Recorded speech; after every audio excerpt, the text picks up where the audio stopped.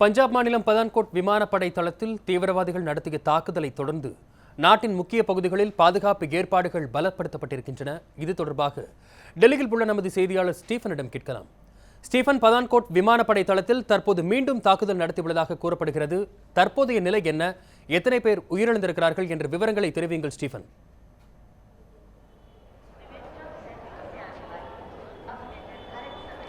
வணக்கம் வசந்த். இந்திய விமானப்படைக்கு சொந்தமான பஞ்சாப் மாநிலம் பதான்கோட் விமான தளத்தில் நேற்று அதிகாலை தீவிரவாதிகள் துப்பாக்கிச் சண்டையில் ஈடுபட்டனர். தீவிரவாதிகள் துப்பாக்கிச் சண்டையில் ஈடுபட்டதை தொடர்ந்து இந்திய பாதுகாப்பு படையினரும் தொடர்ந்து அந்த துப்பாக்கிச் சண்டையில் ஈடுபட்ட பொழுது தீவிரவாதிகள் ஒட்டுமொத்தமாக 5 பேர் நேற்று கடும் துப்பாக்கி சண்டைக்கு இடையே அவர்கள் உயிரிழந்திருக்கிறார்கள். அதைத் தொடர்ந்து இந்திய ராணுவ பாதுகாப்பு படையினர் 3 பேர் நேற்று உயிரிழந்திருந்தனர்.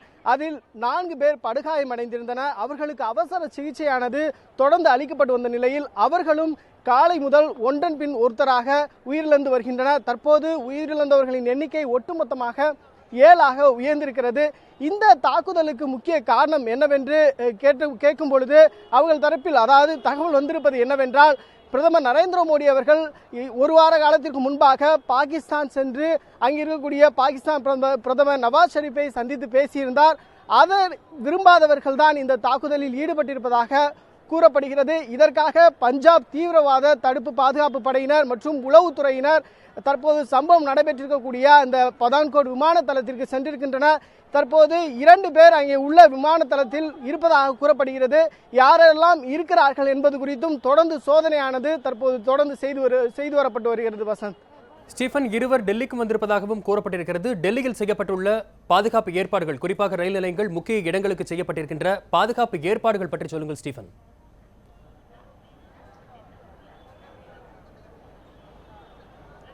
பதான்கோட் விமான தளத்தில் நேற்று நடைபெற்ற இந்த துப்பாக்கி சண்டையை தொடர்ந்து தில்லி, ஹரியானா, பஞ்சாப் உள்ளிட்ட மாநிலங்களில் பாதுகாப்பானது பலப்படுத்தப்பட்டிருக்கிறது. தில்லியை பொறுத்தவரையில் ஜெய்ஷ்-இ-முகமது என்ற தீவிரவாத அமைப்பைச் சேர்ந்த 2 பேர் தில்லிக்குள் உள்ளே வந்திருப்பதாக கூறப்படுகிறது.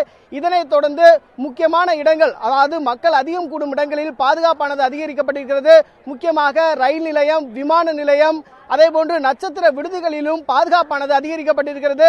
தில்லி ரயில் நிலையத்தை பொறுத்தவரையில் அனைத்து பயணிகளும் சோதனைக்கு உட்படுத்தப்பட்ட பின்னரே அவர்கள் உள்ளே அனுமதிக்கப்படுகிறார்கள்.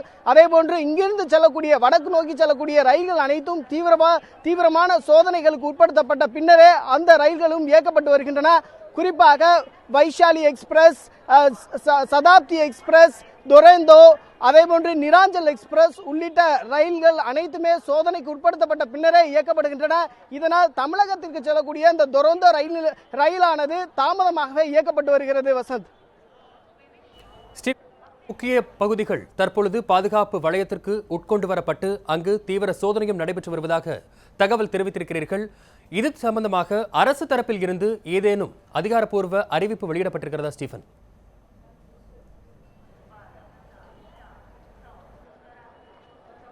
நிச்சயமாக இந்த பயங்கரவாத சம்பவத்திற்கு யார் காரணம் என்பது குறித்து இன்னும் சரியான தகவல் மத்திய அரசுக்கு கிடைக்கவில்லை. தொடர்ந்து இந்த சோதனையானது செய்யப்பட்டு வருகிறது. உளவுத்துறை முன்பாகவே எச்சரிக்கை செய்திருந்தது.